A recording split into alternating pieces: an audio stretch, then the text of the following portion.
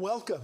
Um, Thank you for braving the gridlock and venturing out this afternoon. I'm Harold Holzer. I'm the director of Roosevelt House, for those of you who don't know me. And on behalf, that wasn't a cue. And on behalf of Hunter College President Jennifer Rabb and our LGBTQ Policy Center Director, Erin Mayo Adam, who's out on maternity leave, I'm excited to report. It's a privilege to welcome you all to Roosevelt House. You may have noticed as you entered through the lobby, and if the door was open too wide, you may not have seen it, so take a look when you leave, a big photograph of Franklin Roosevelt negotiating his way down the front steps to get to the street in this building with a brace emerging from his trouser leg. It was taken by the Daily News, but never published because there was a gentleman's agreement never to show Roosevelt in a wheelchair or even with the braces showing on his shoes. And it's a reminder that while living here in this house for 25 years, actually about 13 years after he and his family moved here and moved in with his mother on one side of the house, FDR struggled with the paralyzing effects of polio. Utilizing what was a rarity in turn-of-the-century townhouses in those days, an elevator, to, after his recovery, beginning to negotiate around the building and regaining his confidence. So if you ever wondered why FDR is always pictured in an armless wheelchair, it's because that was the only wheelchair that could fit into the tiny elevator, which you can see when you go up for your reception afterwards. There is the elevator is named for the late Bill Vanden Heuvel, but it is the same elevator door that Franklin used.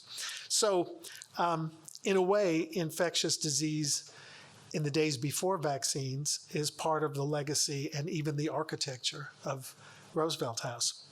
But more to the point of tonight's important discussion, which promises to be both informative and constructive, that legacy also includes how FDR not only fought his affliction, but went on to work that would define his presidency and define disability rights and many, many other things.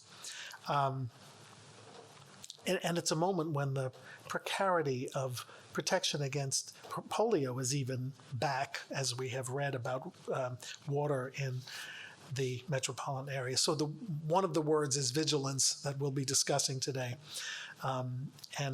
That's why it's so important to have this discussion. I know President Biden has said that the pandemic is over, whether or not it's true, but some things are still looming and other things beyond monkeypox. So the panel you'll hear tonight boasts major experience and expertise, and it brings together leaders from the worlds of medicine, academia, advocacy, and government to consider policies and practices with the power either to help or hinder in the fight against the spread of monkeypox and future infectious diseases. I want to welcome back to Roosevelt House our guests. In some cases, welcome back. Certainly a great friend of Hunter College and a very good personal friend too, State Senator Brad Hoylman, the pride of Chelsea, right? Author of numerous bills to combat discrimination, including the ban on walking while trans and other important pieces of legislation, whose insight and generosity have been demonstrated at several Roosevelt House programs. I just want to tell you a quick story.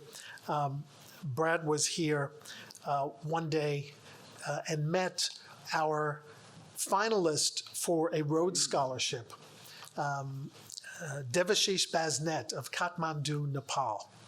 And Brad, I wanted to introduce Brad because Brad was a Rhodes Scholar from the Kathmandu,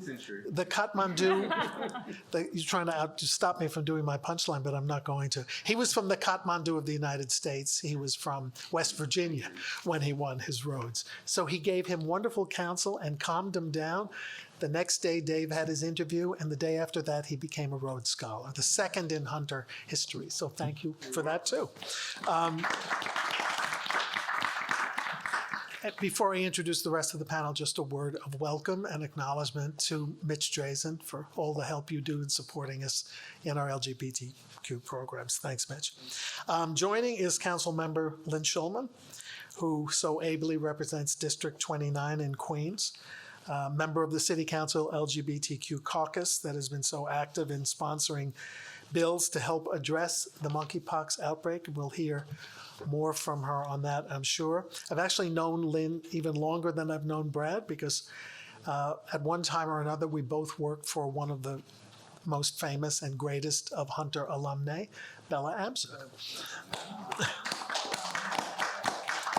So to round out our expert panel, and I will leave some of the introductions to our moderator, because I don't want to, I've done my political and friend acknowledgements.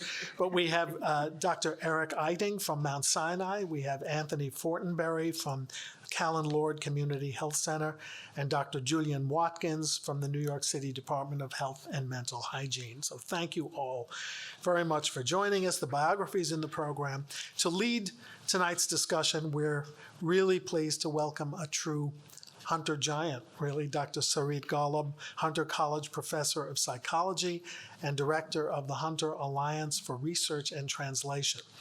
Her extensive and extraordinary work on human behavior and the spread of HIV/AIDS made her a hugely important voice here at Hunter and in the media during the outbreak of COVID-19, and her advice was so important on the trauma in addition to the outbreak. In one of the first Zooms we did when we suddenly realized we had to revert to Zoom in 2020, Sarit helped explain how the lessons of the AIDS epidemic could inform us in dealing with the COVID pandemic. And in a Daily News op-ed, as well as on television, she made resounding calls for hope rather than fear. So perhaps we'll learn tonight that a similar message is applicable to the outbreaks we're facing today. So thank you, Sarit, for joining us, this time happily in person. Thank you all for joining us in person. There will be a discussion, a Q&A, and a reception upstairs to which Mitch and I invite you to partake. And with that, Sarit, over to you. Thanks so much, everyone, for joining us today. And can I just ask you a logistical question? Are we still hoping for like a 40-minute conversation with folks? Okay, awesome. And I have some questions for the panel, and then we'll leave some space at the end for a Q&A, an open Q&A. And I'm very excited to moderate today's discussion. I know that the electeds are your peeps. These folks are my peeps, so we're all good. And just a note on language today. I'm going to be using the term MPV to refer to this virus in an effort to be consistent with and responsive to community calls for anti-stigmatization. And I'll just say literally 3 sentences to sort of set the stage, and then I'll jump right in for folks. So as of data published by the New York City Health Department today, there have been 3,452 cases of MPV diagnosed in New York City.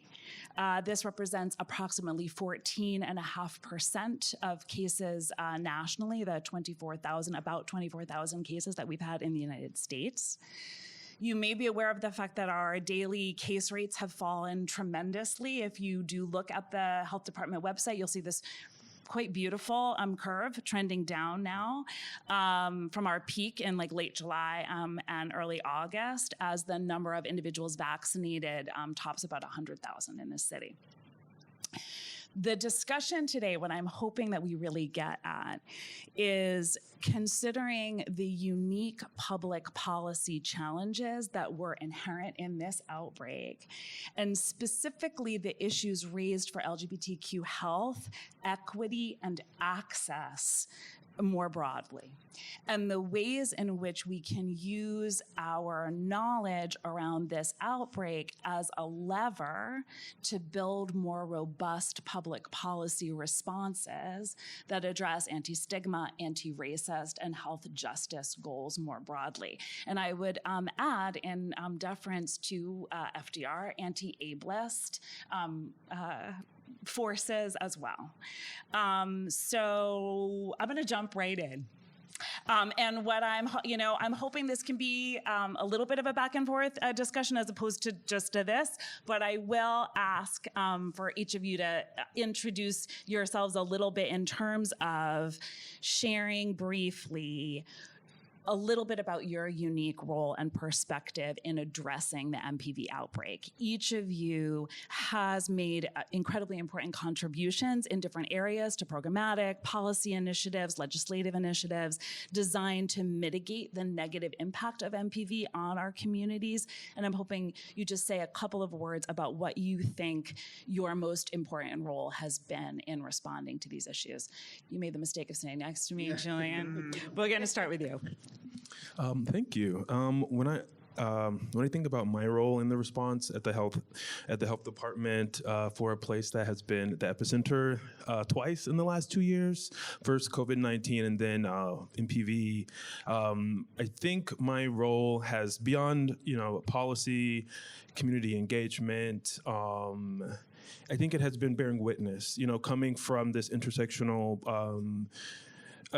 From living at the intersection of race, being a Black person, also of Latin descent, but also a queer identified person, having worked in the field of HIV and sexual health, I think part of what my role has been was just to bear witness of the experience and to bring the truth and to speak the truth from the perspective that I've been, to make sure that some of these more mainstream, commonly understood perspectives aren't the only ones. Because I think there's a lot of folks who are left out of the conversation, who don't have seats at the table. And I think for me, it's not to speak for the community, but speak from that perspective to make sure that we have a more rich understanding of the context that the folks that we're trying to serve are living in.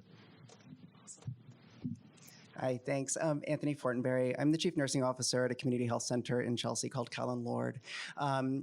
I feel very similar to what you just described, but I think also an important component of that are the operations that were needed to quickly respond and often, I think, reactively as opposed to proactively, which I think is where the opportunity here is to really build sustainable infrastructure. And I will add to that, I think, centering also healthcare workers, and in this experience, healthcare workers that were also identifying as queer in communities of color that were disproportionately impacted by MPV, also caring for the community.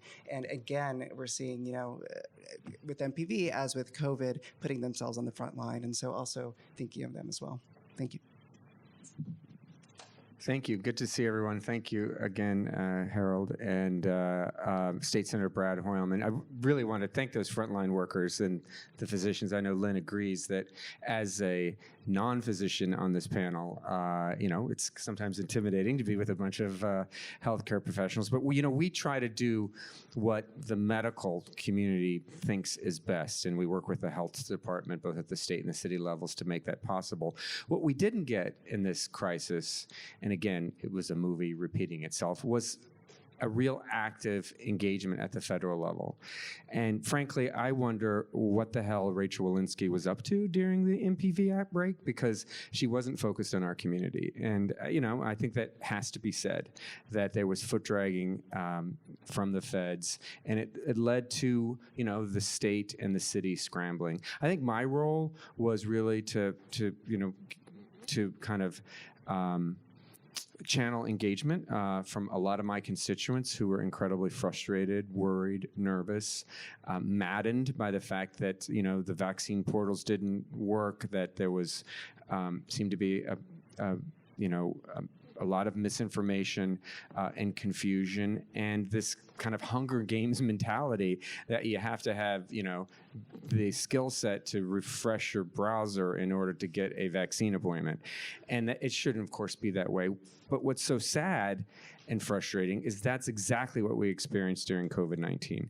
And it's a shame that we didn't have our act together. I do put most of the responsibility at the federal government. I am proud that our local and state colleagues responded to the best we could. I know Lynn had an oversight hearing, which was really important. She organized the LGBTQ caucus, which seems about like half the council at this point, and not quite. We're working on that. We're working on that part, and I'd like to think that I and my colleagues, when writing to Governor Hochul, pressed her to call a state of emergency here in New York. So I think that was my input in addition to assessing, where we go from here. But thank you so much for having me. Hey, my name is Eric Eiting. I'm an emergency physician by training. I work at Mount Sinai, at the Icahn School of Medicine at Mount Sinai. I'm also president of the New York County Medical Society.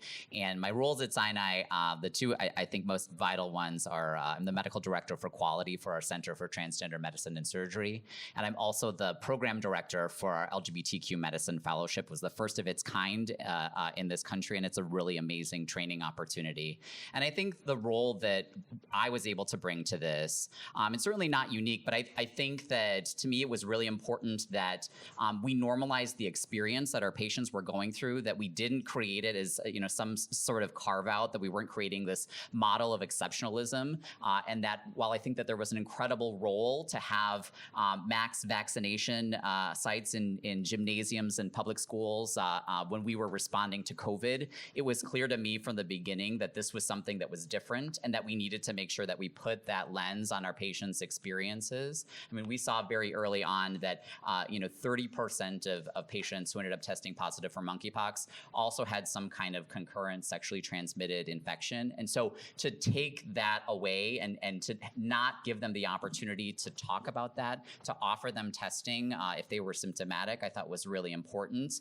And I'm very proud of the work that my institution has done and the fact that we have been able to incorporate that in what I think has been a more normalized approach to accessing healthcare. So we're certainly not done yet, but I think we're moving things in the right direction. Thank you. Hi, I'm Lynn Schulman. I'm the council member for the 29th District, which takes in Forest Hills, Rego Park, Kew Gardens, a piece of Richmond Hill.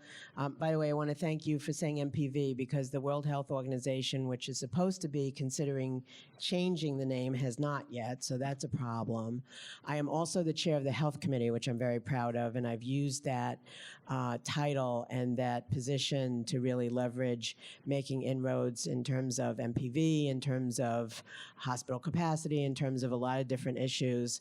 I want to tell you, I have devoted my personal and professional life to healthcare advocacy, which was born out of the AIDS epidemic, when friends and neighbors of mine were dying because of the indifference of those in power. We saw the same thing with COVID. We saw the same thing with MPV.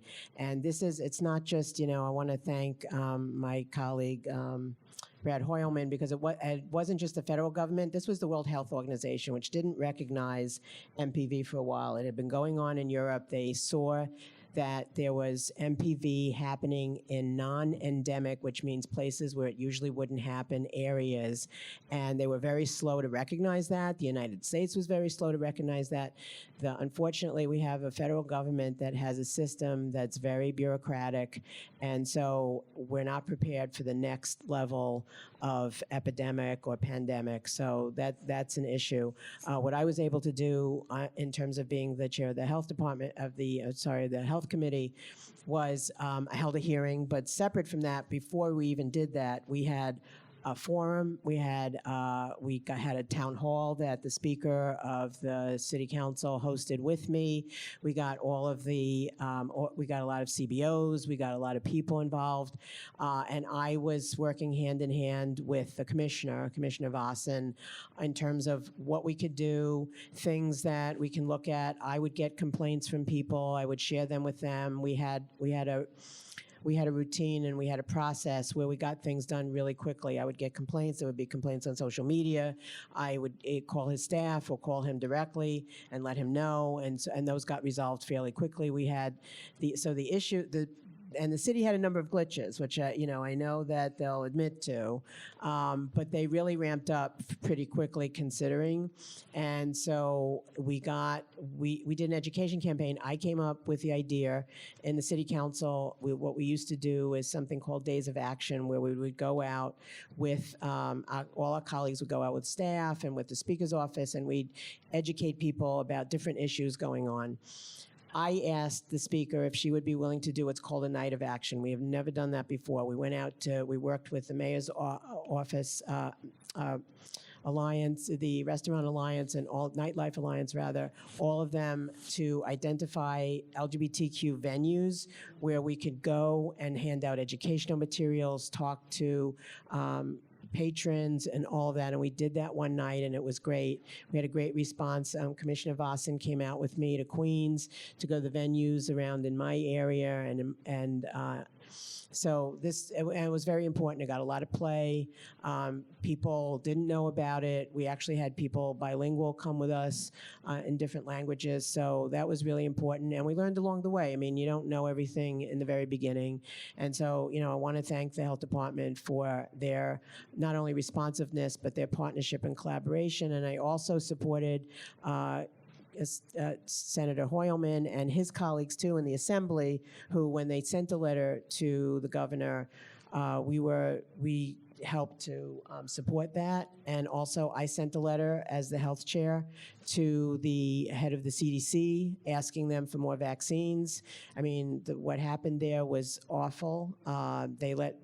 Because this is a variation of smallpox, and they had millions upon millions of vaccines that went bad, and or they couldn't be delivered because the European, this is just technical, but the European Union has a process where the same process that the FDA has to look at all of the vaccines and everything else and make sure that they're okay, but the FDA didn't want to go by that. They wanted to do their own inspection, and so that was a problem.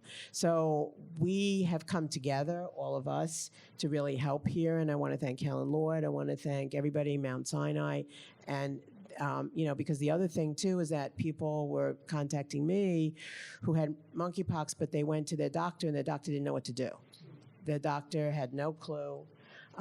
So I arranged I told the mayor's office, actually, that they had to make sure that people could call 311 if they needed care and to be given a referral. So these are the kinds of things that we often do behind the scenes, us as elected officials, but it's really important. And I want to thank Jennifer Rabb, and I want to thank Harold Holzer for holding this today, because it's very important for us to educate people and also to get information out there as to what's being done and what we're able to do. So thank you. Awesome. So in listening to all of you, I heard two themes that came out across the different answers. One really had to do with sort of advocacy around voice, around lifting community voices up, about advocating for who should be listened to and who can become part of the conversation. And then the other thing that I heard a lot was this sort of tension that I think we experience between what I would call normalization versus exceptionalism.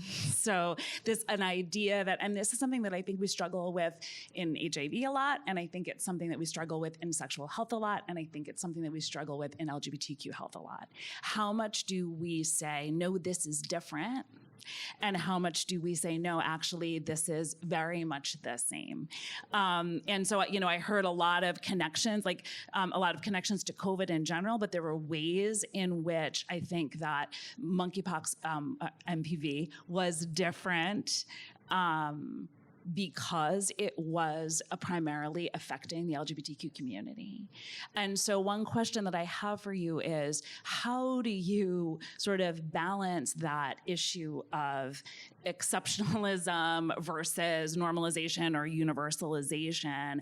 And what does that teach us about how to better lift up the LGBTQ community in public health issues that are related to the community in general?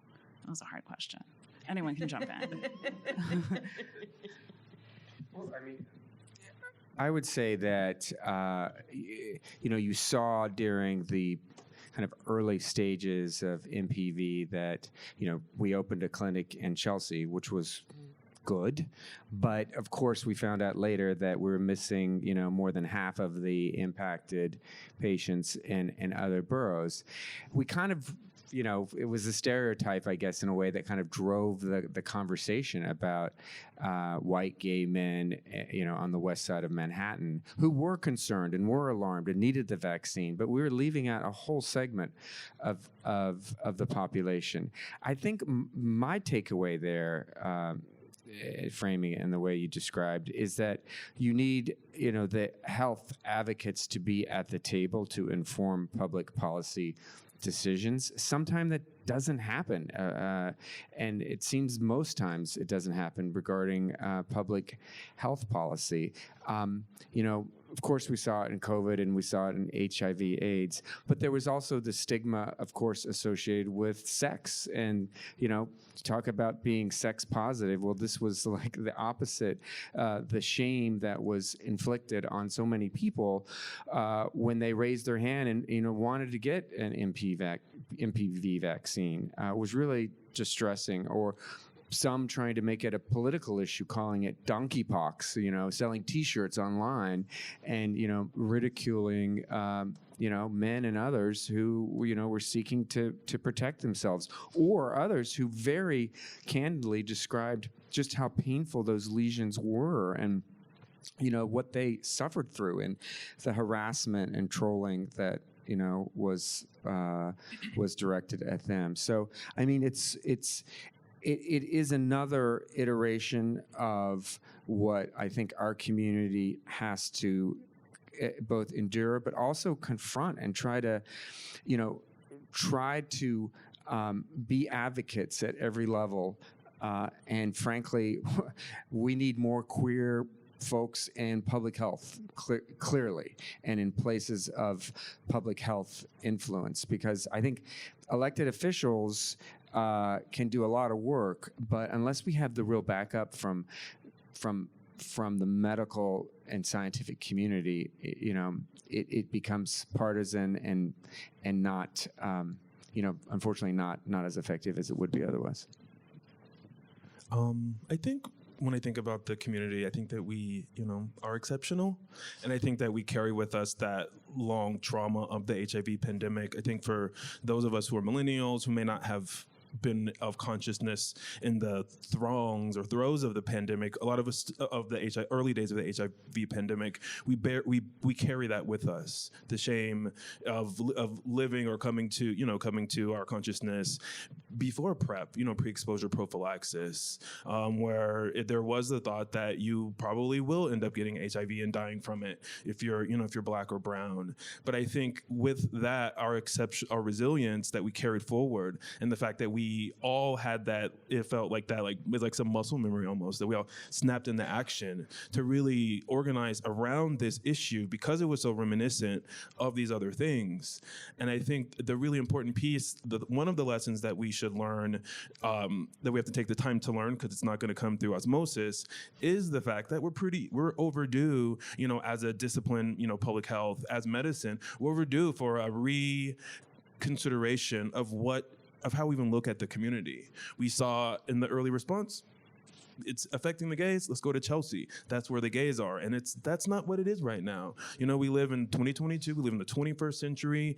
There's a lot more language. There's a lot more space and room for people to be there, be more close to their authentic selves and understand what the community really looks like. And the LGBTQ community is not this monolith, but as a collection of so many beautiful communities with so much diversity in gender expression and identity, in sexual orientation, or in the structures that we build for ourselves. Living in these families, people kind of think of LGBTQ people as devoid of the family structure, but we have families. They are not traditional, as some folks may seem, but they're there. And I think we're overdue for this reimagination of what this community is. And looking at MSM, how does MSM capture all of this? Men who have sex with men. It's not enough, and the language fails us. And what we as a discipline owe the community that we're charged to serve is it's up to us to make our language catch up. We shouldn't force people to be in these boxes or self-identify in these boxes because there's an act of violence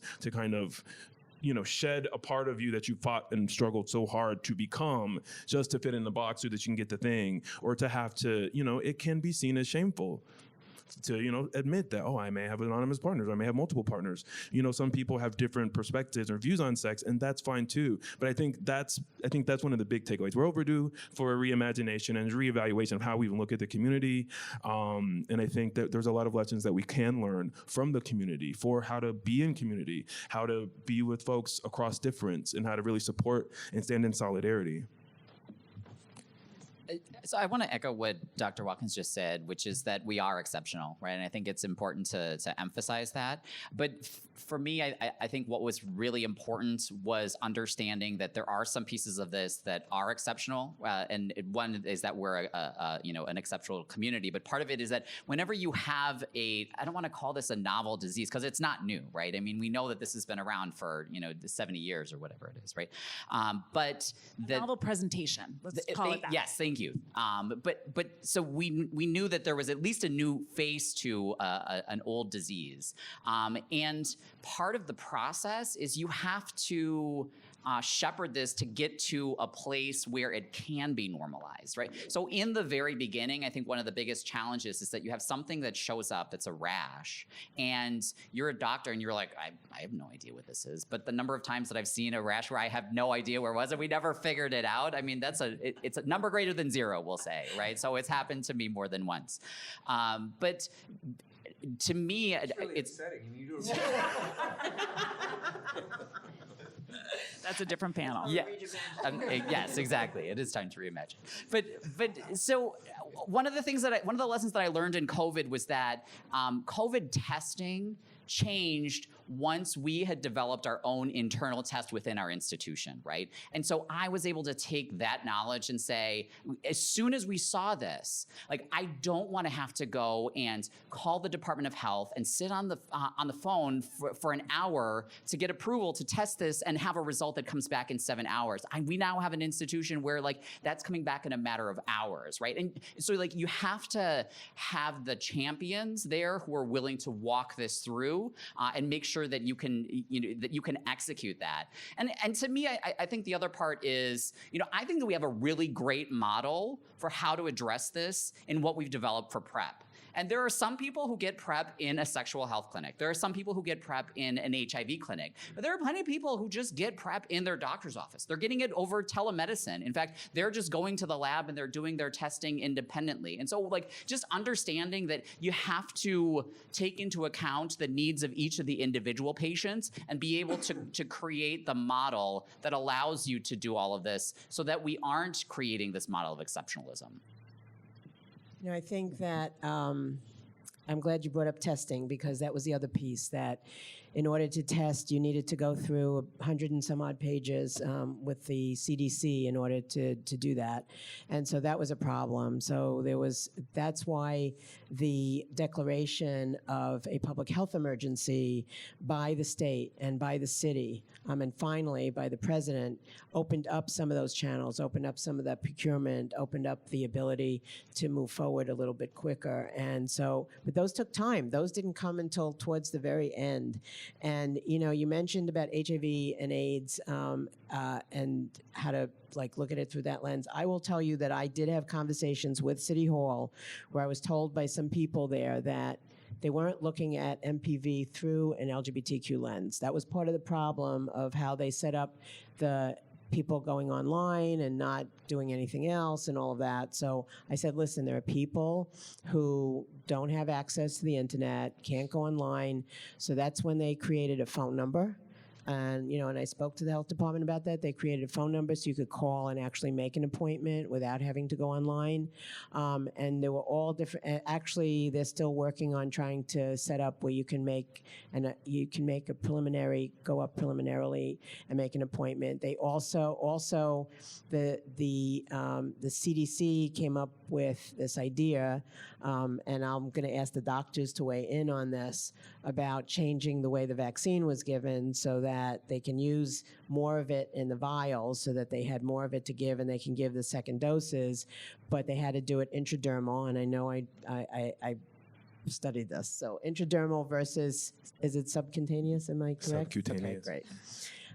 And there's a big difference in doing that. And when I had a hearing with Dr. Vossen, and I asked him, he said, "Oh, it's not that big of a deal." I said, "When was the last time that you gave an intradermal vaccine?" And he said, "In medical school."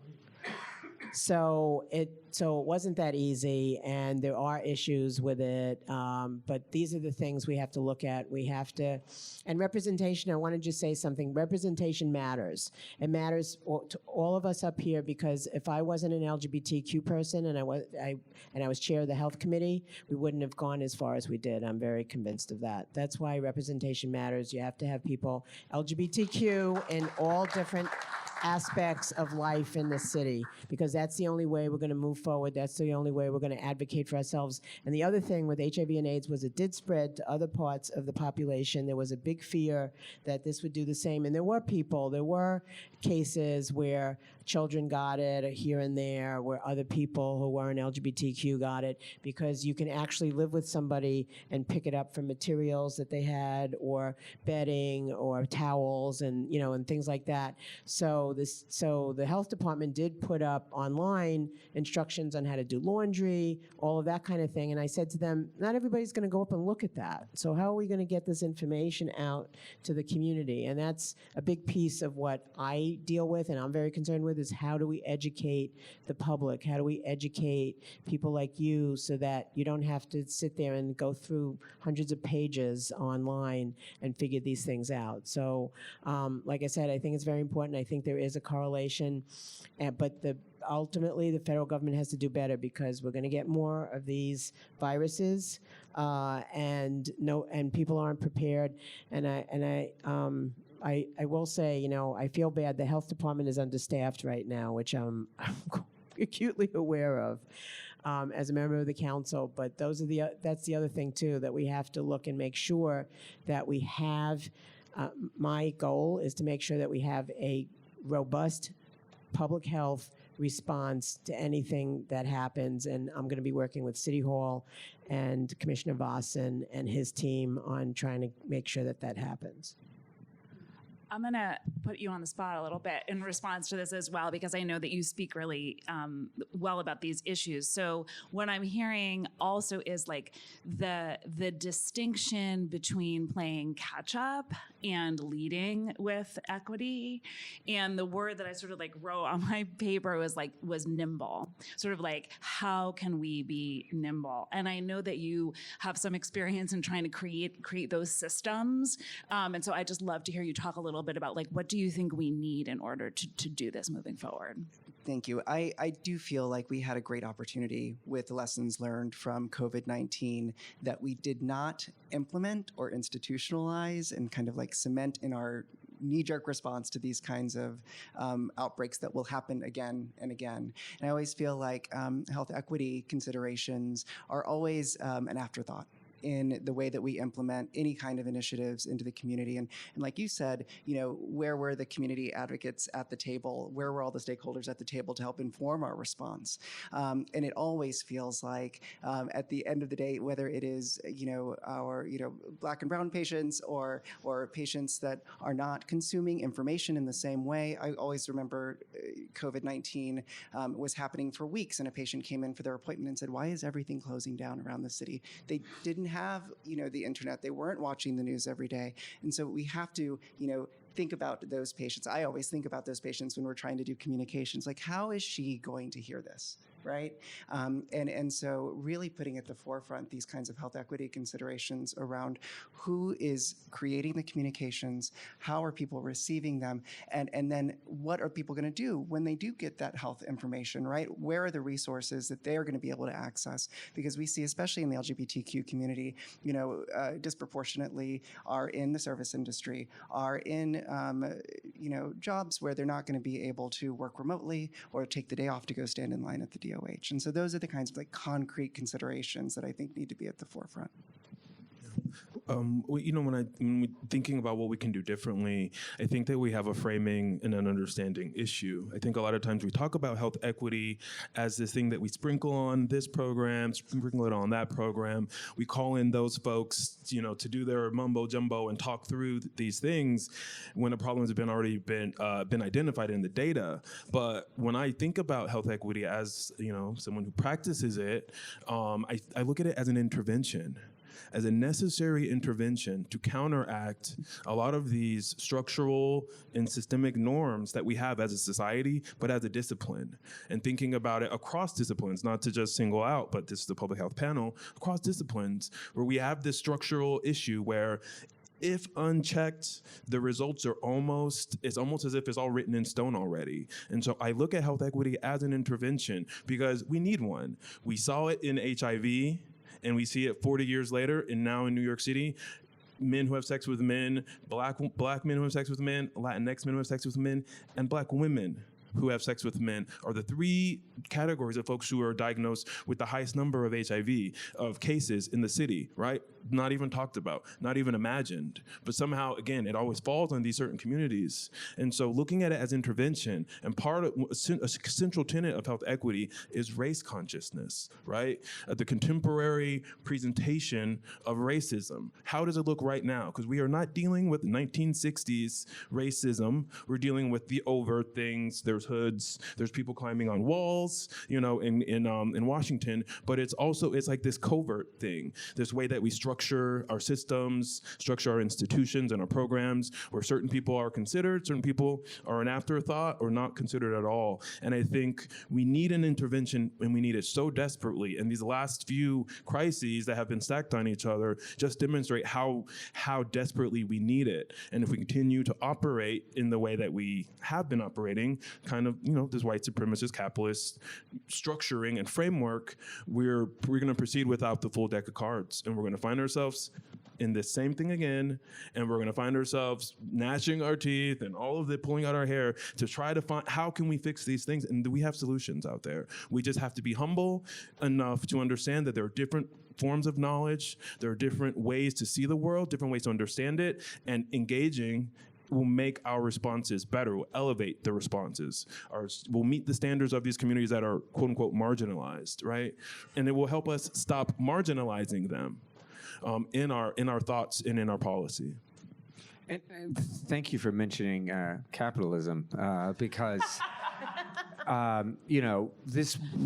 our healthcare system is driven by a profit motive. Even though you might work for a nonprofit hospital or health organization, and we saw that we basically handed over doses of MPV vaccine to our European counterparts who have a nationalized healthcare system and don't have the same motivation to stockpile vaccines that perhaps the United States has because of the profit margins that are at the top of the consideration. And we see it with PEP and PrEP. I mean, I have legislation that's actually sitting on the governor's desk waiting for her signature to mandate that insurance companies cover PEP and PrEP. But I think PEP and PrEP should be free for everyone. The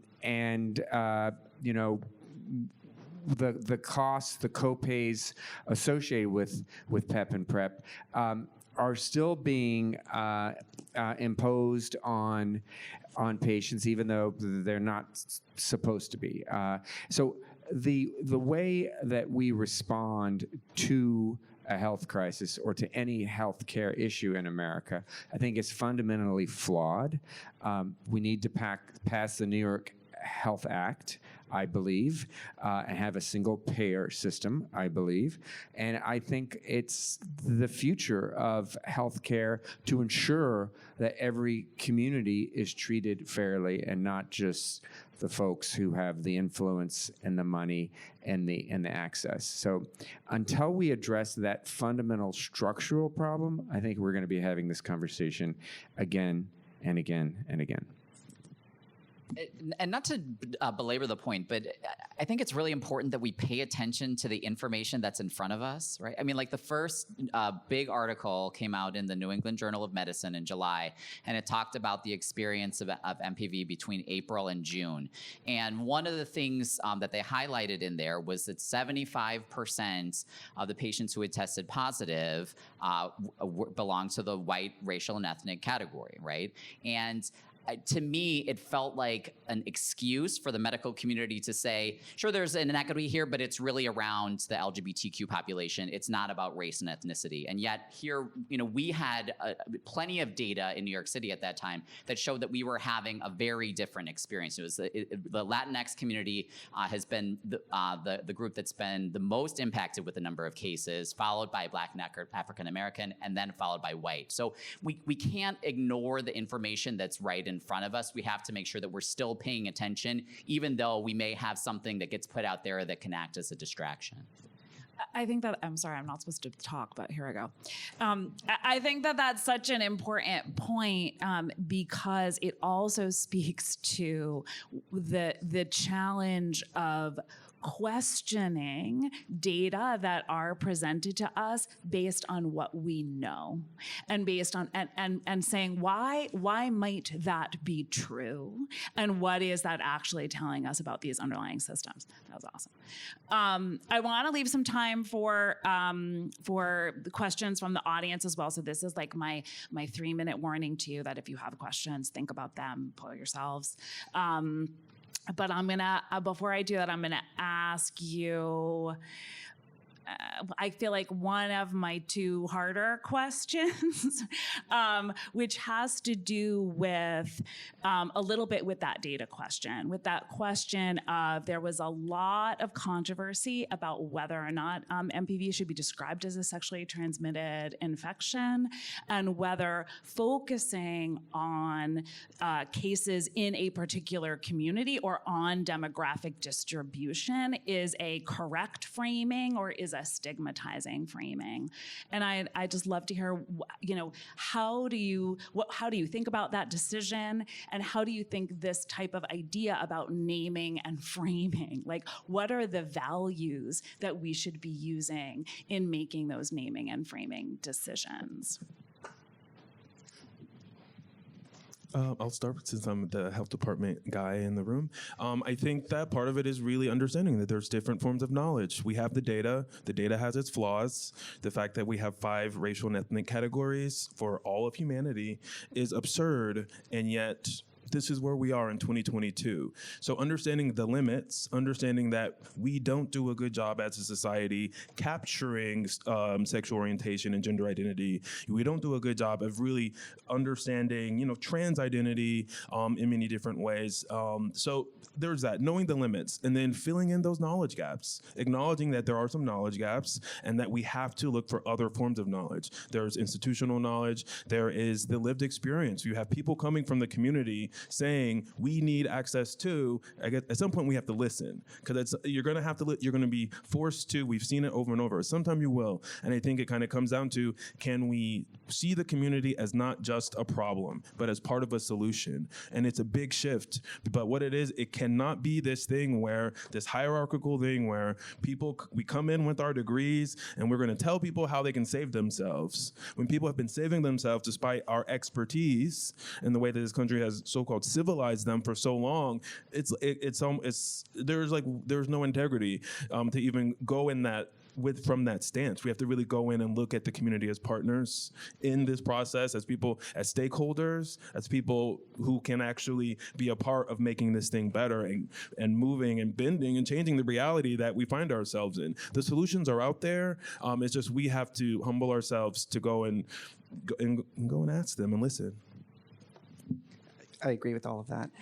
I just wanted to also add specifically around, whether or not this is a sexually transmitted disease. We know that people, got MPV not through sexual transmission, but rather through skin-to-skin contact. And so I think it's a little dangerous to create that. I also am hesitant to not, I think we don't give our patients in the community the benefit of the doubt of the ability to understand the nuances, Complex the things. complex things. We have to find a way to communicate in a way that people can understand and that they can give feedback to, and really partner with this, with how we educate the community around things, because we're learning as we go too, as a healthcare community. And so I think it does need to be a partnership. And I think, creating, we need to trust our patients and our community. I think the one unresolved issue in this whole, do we classify it as a sexually transmitted infection or not, is pediatrics, specifically adolescents, and the idea of consent around vaccination. So one of the challenges that we're still having is because it's not classified as an STI, then that means that in order to get vaccinated, if you're under 18, you have to have parental consent. And if you're under 16, that means you have to have a parent who's present who can sign a consent form for you, right? Which runs counter to the experience that we have with, for example, HPV vaccination, where we've said that adolescents have the ability to do that. So, I mean, the way that we define this still does box us, into certain decisions and certain options. And that to me is like, as we kind of move forward, I think that is a big piece that needs to be resolved, because, if we're making the decision, regardless of whether or not we're going to call this an STI, if we're making the decision that adolescents should be able to take charge of their own sexual and reproductive health, then we have to give them every opportunity, not just some opportunities. Yeah, I think that's very interesting. In New York, we don't yet have the opportunity for young people to choose to be vaccinated without their parental consent. It's a huge issue in Albany. We've been basically tarred and feathered by anti-vaxxers since before COVID. I'm proud to have passed the bill that ended the religious exemption for vaccines of school-age children. But we need to go farther.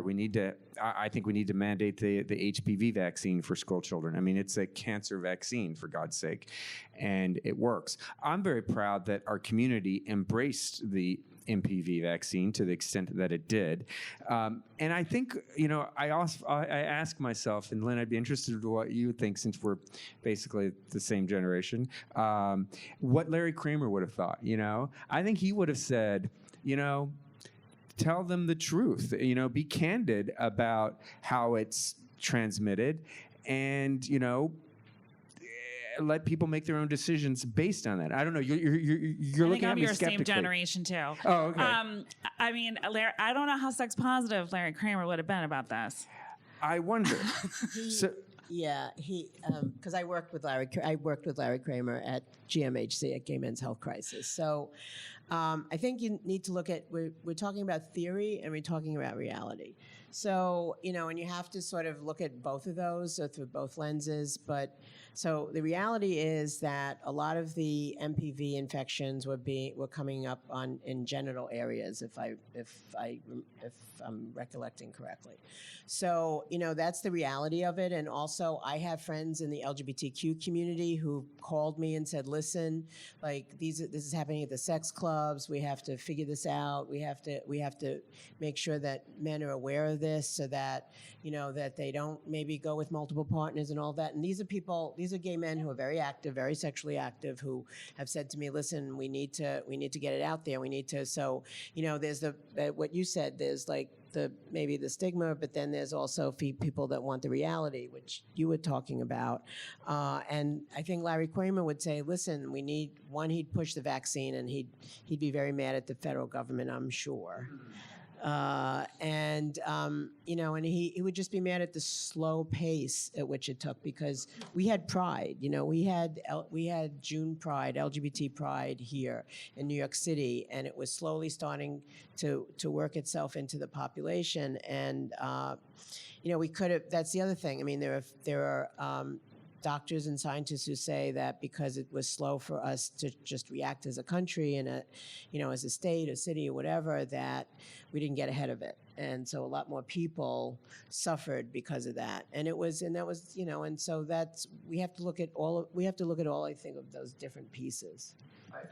I was kind of struck by the first cut for the vaccine. What was the number of sexual partners that I think the city? Multiple or anonymous, but there was no number, right? It was just, yeah. So, I mean, of course, and a number of constituents said to me, Senator, that describes basically every young gay man in New York City, because that's what that's what being a young person is about. So it is fascinating how we try to impose like kind of standard requirements on a community that is sex positive and that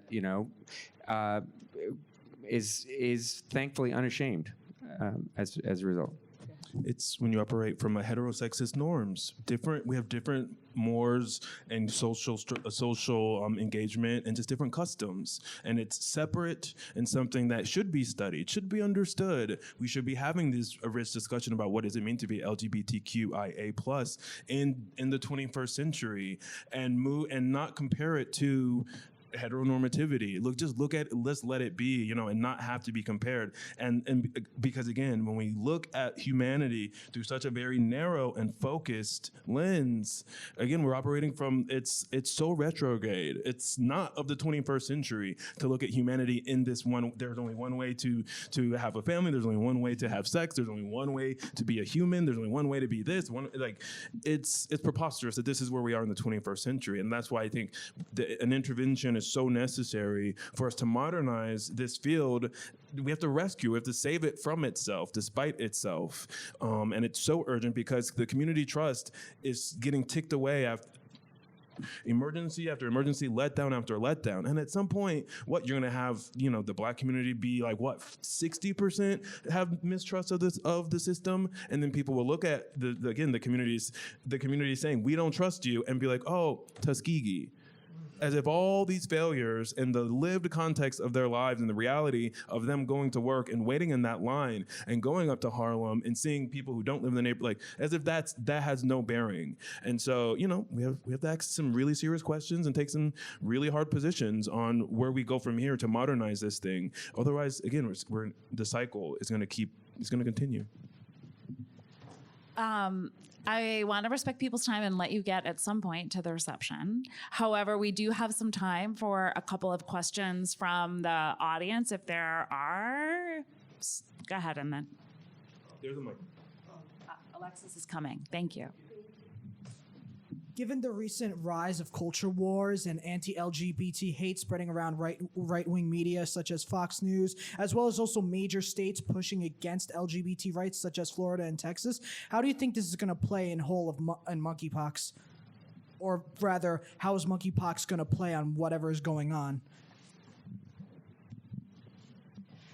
I think the politicization of all of this, it just poses all kinds of challenges, because one of the things that we as the medical community are trying to counter is the stigma, right? And so it's like you have these opportunities that really just reinforce what you're trying to undo. So I just think that it makes it that much more challenging, and I think the charge that falls to us is we have to make sure that, especially in communities where you may be outed or labeled as being a member of a certain community or engaging in certain behaviors, we need to make sure that we're putting the proper face on something, so it gives people the opportunity to still access everything that they need, but make sure that we're addressing their unique needs at the same time.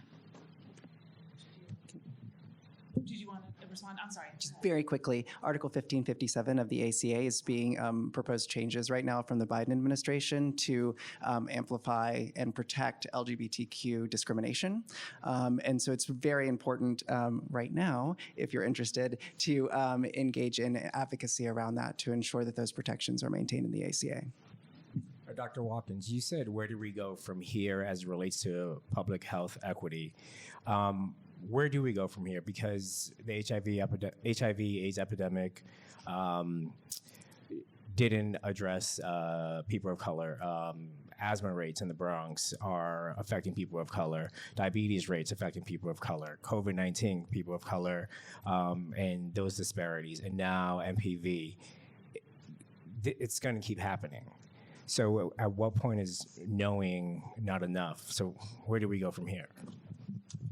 Again, I think it's time for an intervention, and I think we were up in the library and looking at these old books, the playbooks that we have is like, we're like dusting off some dusty old thing that's sitting in the library written by folks who are deeply invested in white supremacy, imperialism, capitalism, and patriarchy, and did not make these structures for all of humanity. And I think it's time for us in the 21st century to look at these things that were handed to us. And, it's going to bring up some pain. It's going to bring up some disappointment, some guilt, and all of that. We got to work through it. We got to take action and do what we have to do to live and let people thrive in this world so that we can be nimble, so that we can respond to whatever comes our way. And we have the tools, but I think it's like, do we have the will? Do we have the imagination to do what has to be done and move through the difficult part? Because it's going to be painful. June Jordan has this quote, "If you make my life horrible, if I get to tell the truth, it will be an uncomfortable truth." People of color, we're living with it every day. Everyone needs to know it's uncomfortable for us to have to live with it and experience it. You're going to be uncomfortable if you're from a more, dominant position. We're all going to have to sit with discomfort. That's just life. We got to move through it. Otherwise, same old, same old.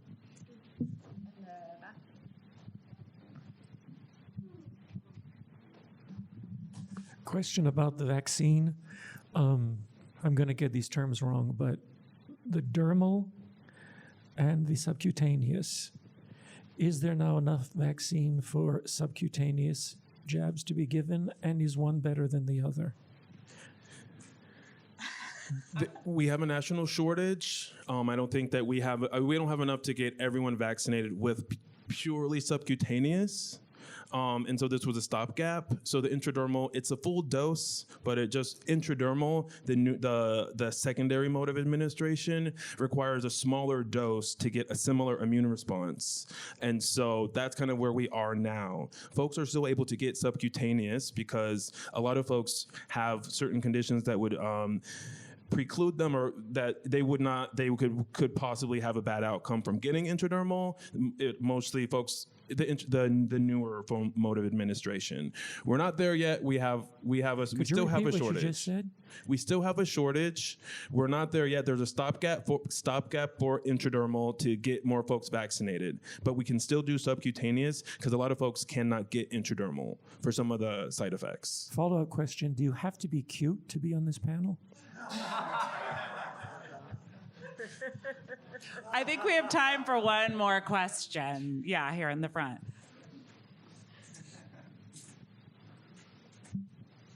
Hi. So we saw the LGBTQ plus community organized during monkeypox, and we see how we have a lot of problems with our health systems, our underfunding of our health system, and not being able to pass the New York Health Act.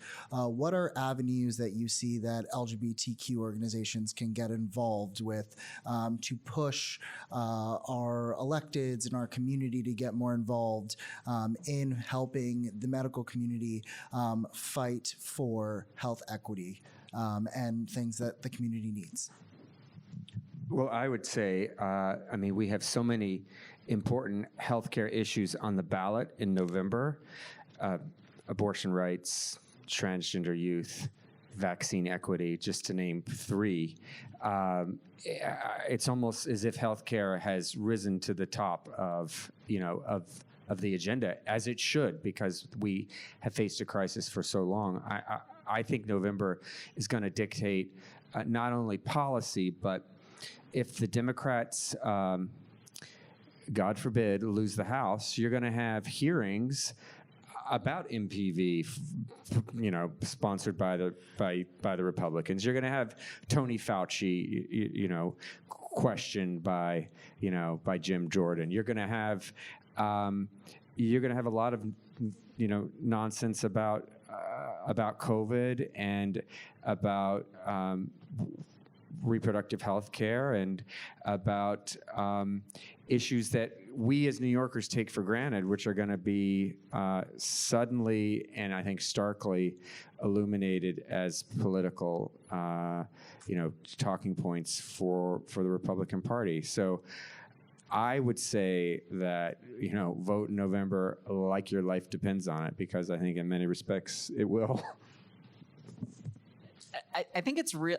You know, the charge is to us, right? I mean, like we really have to make sure that we don't lose this moment. And you know, I had early on, you know, when we were still trying to get access to vaccine, and we saw the bulk of the infections of MPV were happening right here in New York City. The one piece of advice that I got was, don't spend as much time pursuing the advocacy channels through what you would think of as like the public health infrastructure, right? Use the LGBT advocacy channels.